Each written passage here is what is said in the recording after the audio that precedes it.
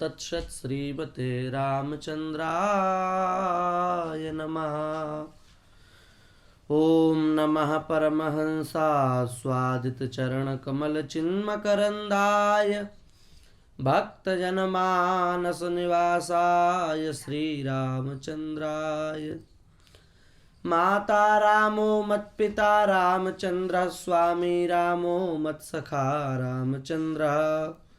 सर्वस्वं मे रामचंद्रो दयालुर्नान्यं जाने नैव जाने न जाने।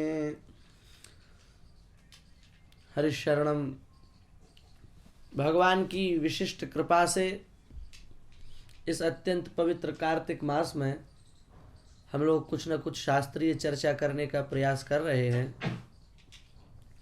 एवं उस शास्त्रीय चर्चा के माध्यम से समाज में चल रही जो विसंगतियां हैं, समाज में चल रहे जो भ्रम है, उनको दूर करने का प्रयास कर रहे हैं।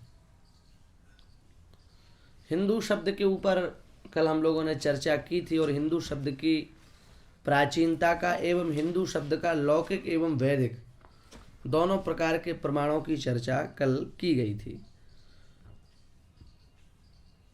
हिंदू शब्द आज का नहीं है, हिंदू शब्द किसी की देन नहीं है, पाश्चात्यों की देन नहीं है। इन सब बातों को कल ठीक प्रकार से कहा गया। और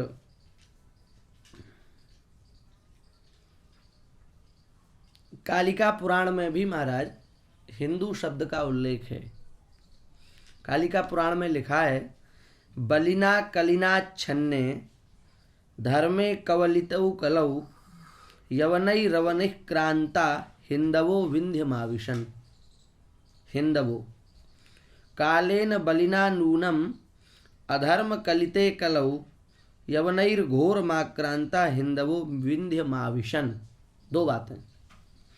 इसका मतलब ये हुआ कि काल के कुचक्र से, कलिकाल में अधर्म से वैदिक धर्म के आच्छन्न हो जाने पर तथा घोर आक्रांता जो यवन है उनके द्वारा भारत के विविध भूभागों के उत्पीड़ित हो जाने के बाद में हिंदू जो है वो विंध्य पर्वत पर चले गए, अथवा चले गए यही कहना चाहिए। इसी क्रिया का प्रयोग है यहाँ पर, आविशन, चले गए। तो कहने का तात्पर्य यह है कि हिंदू शब्द का उल्लेख कालिका पुराण में भी है, जो बहुत प्राचीन ग्रंथ है। शार्ंगधर पद्धति जो बहुत प्राचीन ग्रंथ है उसमें भी कहा, यवनै रवनिः क्रांता हिंदवो विंध्यमाविशन बलिना वेदमार्गोयम कलिना कवली कृता। ऐसा वाक्य जो है वो शार्ंगधर पद्धति में भी आया है। अब एक वर्ग विशेष है हमारे यहाँ का जो कहता है कि हम इस राष्ट्र को हिंदू राष्ट्र नहीं कहेंगे, हिंदुस्तान कहेंगे। कुछ विशेष लोग हैं वो इसको भारत माता भी नहीं कहना चाहते, इस राष्ट्र को आर्यावर्त भी नहीं कहना चाहते, भारत देश भी कहना नहीं चाहते, क्योंकि वो भारत कहेंगे तो वो भारत से जुड़ जाएगा ना, प्राचीनता हमसे आ जाएगी। तो वो हिंदुस्तान कहना चाहते हैं और वो हिंदुस्तान की जय बोलते हैं। तो हम उनको भी यही कहेंगे कि भैया जो आप हिंदुस्तान बोल रहे हो ये भी हमारे ही यहाँ का मूल शब्द है, कोई आपकी नई उपज नहीं है खोपड़ी की, ये भी हमारे यहाँ का है। और हिंदुस्तान नहीं है, हिंदुस्तान है, शुद्ध शब्द हिंदुस्तान है। अब आपको थोड़ा तो बदलनी पड़ेगा, तो आपने था का ता कर लिया, अल्प प्राण कर लिया महाप्राण की जगह। बृहस्पति आगम में लिखा है, हिमालयम समारभ्य यावदिंदु सरोवरम तम देव निर्मितम देशम हिंदुस्थानम प्रचक्षते। हिमालय का ही और इंदु सरोवर का दू, इन दोनों के मध्य में जो देश है उस देश को हिंदुस्तान कहा जाता है। मतलब कन्याकुमारी में जो इंदु का दू, इंदु सरोवर का इंदु और हिमालय का ही, इन दोनों को मिला करके मध्य में जो द्वीप है उसको हिंदुस्तान कहा जाता है। तो आप यदि हिंदुस्तान भी कह रहे हो हमें कोई आपत्ति नहीं, हमारे शास्त्रों का एक नाम आप ले रहे हो, बस आप उसमें अपनी उपज मत समझो कि ये तो हम लोगों का बनाया हुआ शब्द है, आपका बनाया हुआ शब्द नहीं। तो भारतवर्षीय परंपरा का बहुत प्राचीन शब्द है, बृहस्पति आगम का शब्द है। तो इस प्रकार से हिंदू राष्ट्र या हिंदुस्तान या आर्यावर्त या भारतवर्ष ये सब पर्यायवाची शब्द हैं और ये सब मूलतः शास्त्र से ही उत्पन्न हुए हैं, शास्त्र से ही बाहर आए हैं,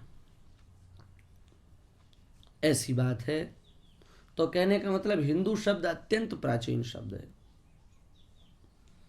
अब हिंदू किसे कहते हैं ये एक विषय है, हिंदू किसे कहें।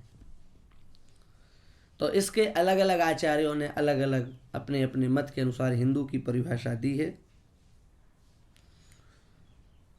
मेरुतंत्र प्रकाश के अनुसार देखा जाए तो हिंदू धर्म प्रलोप्तारो जायन्ते चक्रवर्तिनः हीनंच दूषयत्वेव स हिंदुरभिधीयते। जो हीन को दूषित करने वाला हो उसे हिंदू कहते हैं। हीन को दूषित करने का तात्पर्य यह है कि जो आचरण शून्य होता हो। हीन को दूषित करने, हीन शब्द का अर्थ क्या है? जो आचरणहीन हो उसको जो दूषित करता हो। दूषित करने का तात्पर्य यह है कि उसको समझाता हो, समझ में उसको आ जाए तो बड़ी अच्छी बात है, नहीं समझ में आए तो फिर उसको दंड देता हो, उस पर शासन करता हो, उसे हिंदू कहते हैं।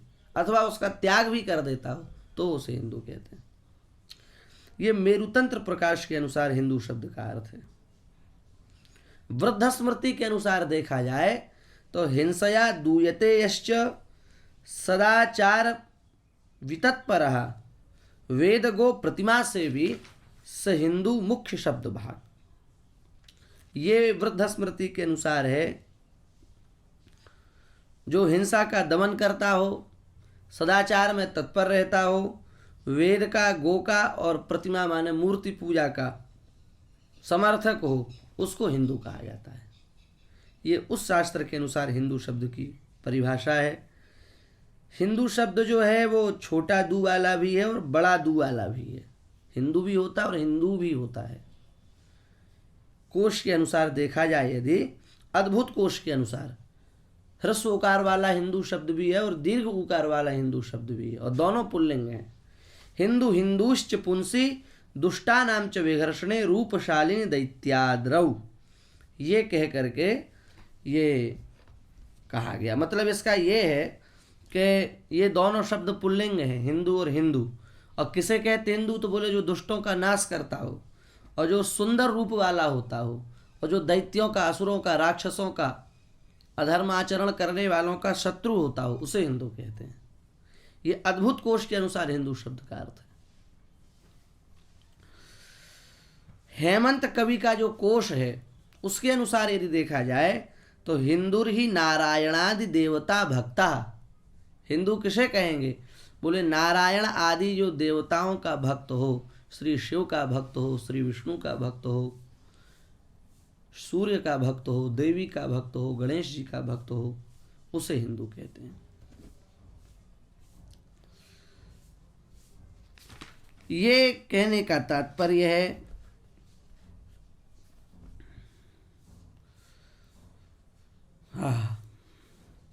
भविष्य पुराण में भी लिखा है सप्त सिंधुस्तथैव च, तो यहां भी सिंधु से हिंदू शब्द का उल्लेख किया। हाँ, पारिजात हरण नाटक में भी लिखा है हिनस्ति तपसा पापान दैहिकान दुष्टमानसान हेतिभिः शत्रुवर्गांश्च स हिंदुरभिधीयते। जो अपने दैहिक तापों का, मानसिक तापों का अपनी तपस्या के द्वारा विनाश करता हो और शस्त्र और अस्त्र के द्वारा संपूर्ण शत्रु वर्ग का संहार करता हो, उसे हिंदू कहा जाता है। और ये भारत में है। हम लोग अहिंसावादी तो हैं, अहिंसा परमो धर्मः, अहिंसा परमो धर्मः, अहिंसा को परम धर्म माना गया है। पर यदि हमारी अहिंसा से हमारे धर्म का नाश हो रहा हो तो फिर वहाँ पर लिखा है कि हिंसा ही धर्म है। यदि हम अपनी धर्म की रक्षा के लिए आगे आ रहे हैं, शास्त्र की रक्षा के लिए, राष्ट्र की रक्षा के लिए आगे आ रहे हैं, तो फिर महाराज उस हिंसा को अधर्म नहीं माना गया है, उस हिंसा को भी धर्म का कारक माना गया है। वो हिंसा भी गो ब्राह्मण हितार्थाय देशस्य च हिताय च, गाय की रक्षा के लिए, ब्राह्मण की रक्षा के लिए, देश की रक्षा के लिए जो हिंसा की जाती है वो हिंसा भी अहिंसा से अधिक महत्वशालिनी हो जाती है। ये पारिजात हरण नाटक के अनुसार हिंदू शब्द की परिभाषा है। रामकोश के अनुसार हिंदू शब्द का क्या अर्थ है? हिंदुर्नष्ट नृह प्रोक्तो नार्य जाति विदूषकः सद्धर्म पालको विद्वान श्रौत धर्म परायणः।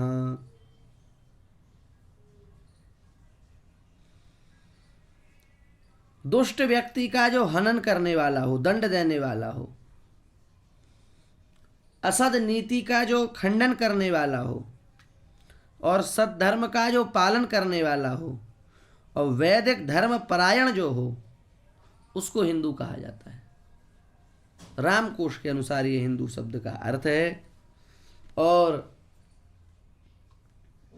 अन्य भी अलग अलग अर्थ हैं। और ये देखा जाए तो तीनों बातें महाराज घटित तो होती हैं। हिंदुर्नष्ट नृह प्रोक्तो, जो दुष्ट मनुष्यों का हनन करने वाला हो। हिंदुस्तान में, भारतवर्ष में आप ये देख सकते हो, जो भारतवर्ष है, हिंदुस्तान जो है, हाँ, आर्यावर्त जो है, उसमें ऐसे अनेक प्राचीन समय में राजा हुए जिन्होंने दुष्ट का दमन करने के लिए अस्त्र को उठाया, शस्त्र को उठाया। आप देखो, सीता जी का हरण किया रावण ने तो मनुष्यों की कौन कहे महाराज, भारतवर्ष के बंदर तक राक्षसों से लड़ने के लिए गए। ये भारतवर्ष की दिव्य परंपरा का परिचायक नहीं है?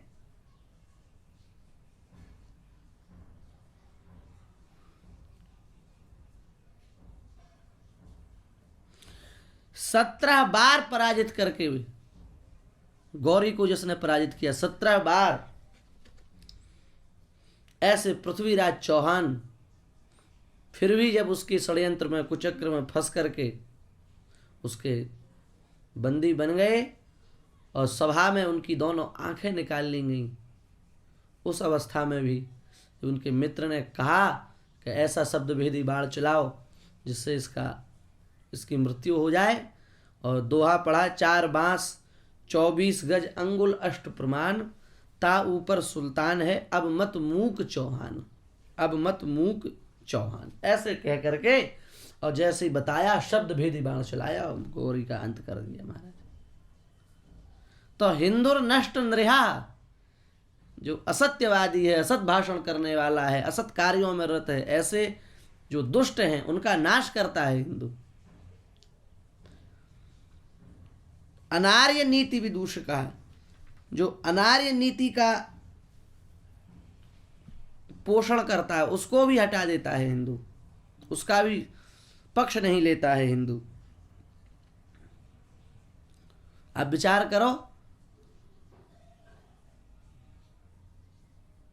असमंजस जी ने अपने आप को छिपाने के लिए, संसार से छुपाने के लिए अपनी प्रजा को ही पीड़ित करना प्रारंभ कर दिया। बच्चों को कुआं में पटक देते और पता नहीं क्या क्या करते। तो उनके पिता जो अंशुमान, उन्होंने देरी नहीं की और असमंजस को देश निकाला दे दिया। भले वो जानबूझ करके ऐसा कर रहे थे, अपने आप को प्रकट नहीं करने के लिए ऐसा कर रहे थे, पर फिर भी असत मार्ग में यदि उनकी प्रवृत्ति हुई तो पिता ने ही पुत्र का त्याग कर दिया, विभीषण ने रावण का त्याग कर दिया, भरत जी ने कैकेयी माता का त्याग कर दिया। ये हमारे यहाँ की परंपरा है।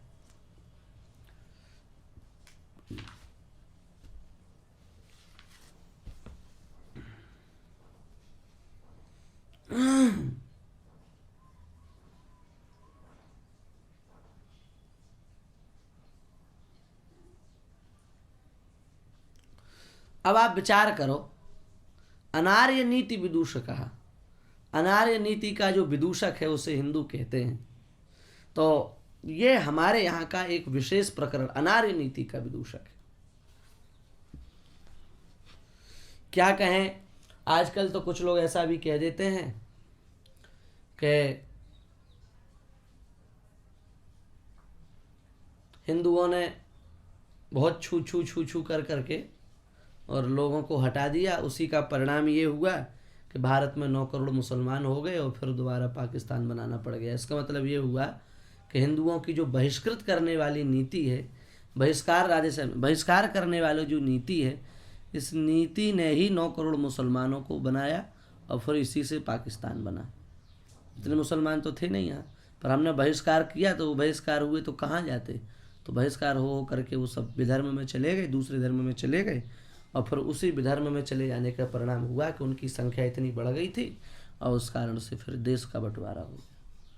अब उनको कौन समझाए कि बहिष्कृत करने से तो 9 करोड़ बने, बाकी कम से कम लगभग उस समय भी महाराज लगभग 30 करोड़ संख्या उस समय जो हिंदुओं की थी वो सुरक्षित बच गई कि नहीं बच गई।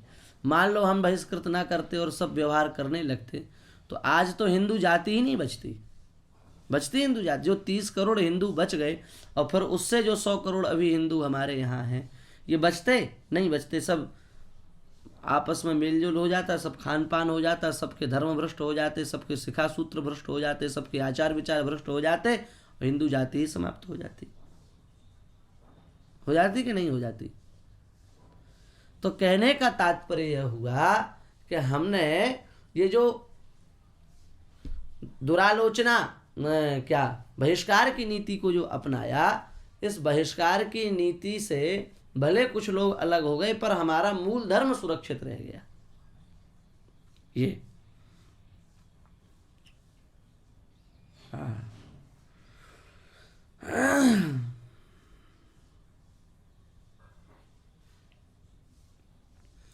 तीसरा, हिंसा से जो दूर रहने वाला हो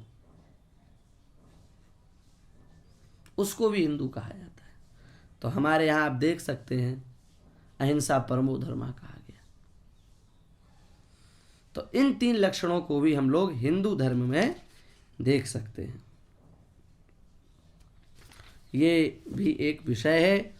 लोकमान्य तिलक जी ने भी बड़ी अच्छी हिंदू की परिभाषा बताई। प्रामाण्य बुद्धिर्वेदेषु नियमानाम अनेकता उपास्यानाम नियमो हिंदू धर्मस्य लक्षणम। वेदों में जिसकी प्रामाण्य बुद्धि हो, सांप्रदायिक रीति से जो अपने अपने नियमों का पालन करता हो, अनेक देवी देवताओं में से जो किसी एक के प्रति भक्ति रखता हो, उसे हिंदू कहा जाता है। वस्तुतः ये सभी लक्षण किसी न किसी रूप में दोषग्रस्त हैं। अव्याप्ति, अतिव्याप्ति, संभव, जो 3 प्रकार के दोष हैं, किसी न किसी दोष से ग्रस्त हैं। पर फिर भी अभी हम किसी के दोष गुण की चर्चा नहीं कर रहे हैं। हम तो केवल हिंदू शब्द का क्या क्या लक्षण बताए गए हैं महापुरुषों के द्वारा वो कह रहे हैं। वीर सावरकर जी ने भी बड़ी प्यारी हिंदू की परिभाषा दी है। आसिंधो सिंधु पर्यंता यस्य भारत भूमिका पितृभू पुण्य भूश्चैव सवै हिंदू विधीयते। पूर्वी समुद्र से लेकर पश्चिमी समुद्र पर्यंत भारत भूमि जिस व्यक्ति की पुण्य भूमि हो, पितृभूमि हो, उसे हिंदू कहा जाना चाहिए। श्री प्रभाकर जी ने भी हिंदू की परिभाषा दी है। हिंसया दूयते यश्च सदाचरण तत्परः वेद गो प्रतिमा से भी सभी हिंदू प्रकीर्तितः अथवा स हिंदू मुख वर्ण भाग, ये इन्होंने परिभाषा दी है। शास्त्रार्थ महारथी पंडित माधवाचार्य जी, उन्होंने अपने माधव दिग्विजय नाम के ग्रंथों में अथवा अपने अलग अलग प्रकरणों में जो परिभाषा दी है वो धर्म सम्राट स्वामी श्री करपात्री जी को भी बड़ी पसंद आई।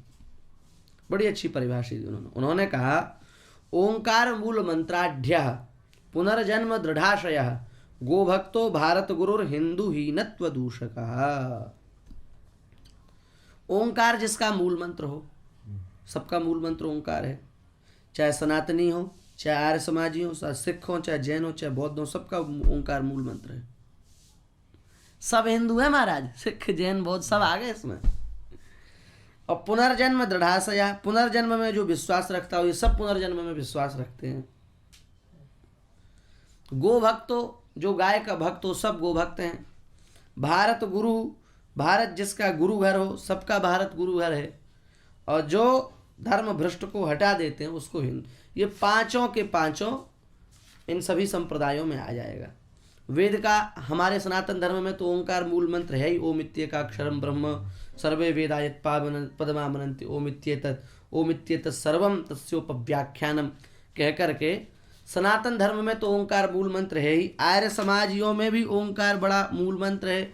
उनके यहाँ तो इतना मुख्य ओंकार को बताया गया है कि महाराज सभी ओंकार का जप करो, मुक्ति पाओ, कोई भी हो कैसा भी हो। सिखों के यहाँ भी ओंकार का बड़ा महत्व है। गुरु ग्रंथ साहिब का जो मंगलाचरण है उसमें एक ओंकार श्री सतगुरु प्रसादी कह करके जो है ओंकार का बड़ा उल्लेख, वहाँ बड़ा महत्व है। जैनियों के यहाँ भी ओम नमो अरिहंताणम नमो सिद्धाणम कह करके वो प्रणवोच्चारक ही इसको अपने ग्रंथ को पढ़ते हैं। अब बौद्ध लोग भी ओम मणिपद में हुम, उनका भी ये मंत्र है, मूल मंत्र है, वहाँ भी ओंकार है।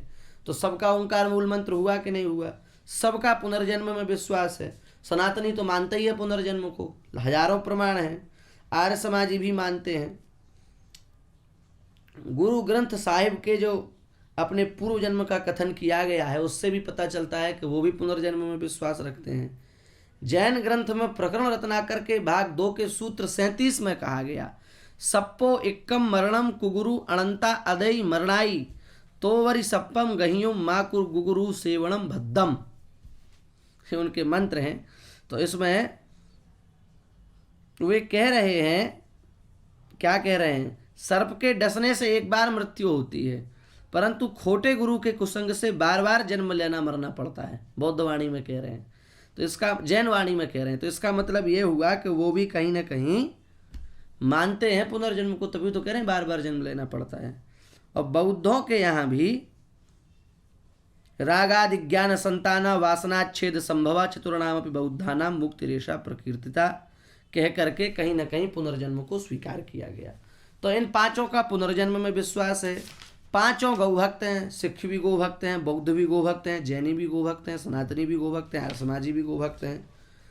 पांचों के मत प्रवर्तक जो हैं वो भारतीय ही है कहीं ना कहीं, और पांचों में हीनत्व प्रथा विद्यमान है। और अब हीनत्व प्रथा का थोड़ा विषय लंबा है, इसलिए ज़्यादा चर्चा इस पर हम क्या करें।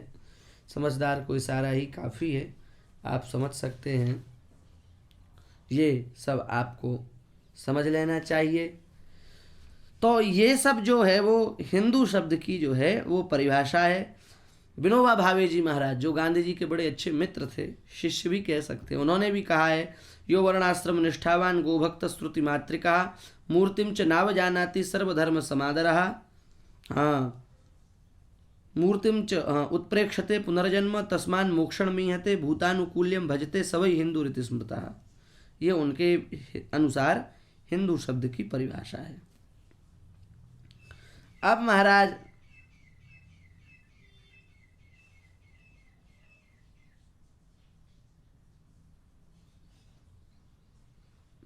धर्म सम्राट स्वामी श्री करपात्री जी महाराज ने हिंदू शब्द की क्या परिभाषा दी। वे कह रहे हैं अपने ग्रंथों में, श्रुति स्मृत्यादि शास्त्रेषु प्रामाण्य बुद्धिमवलंब्य श्रुत्यादि प्रोक्ते धर्मे विश्वासम निष्ठाम च यह करोति स एव वास्तव हिंदू पदवाच्य।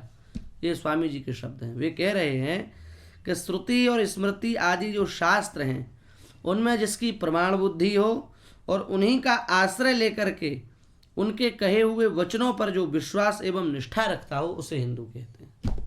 ये स्वामी जी के मत में हिंदू शब्द की परिभाषा है और इसी प्रकार से हमको समझना चाहिए। हाँ, अब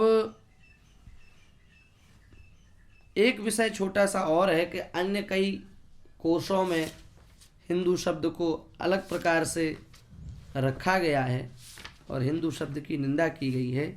तो इस विषय पर चर्चा अब हम कल करेंगे और फिर आगे जैसे जैसे भगवान की प्रेरणा होगी वैसे वैसे इसकी चर्चा हम करते रहेंगे। श्री वृंदावन बिहारी लाल की जय।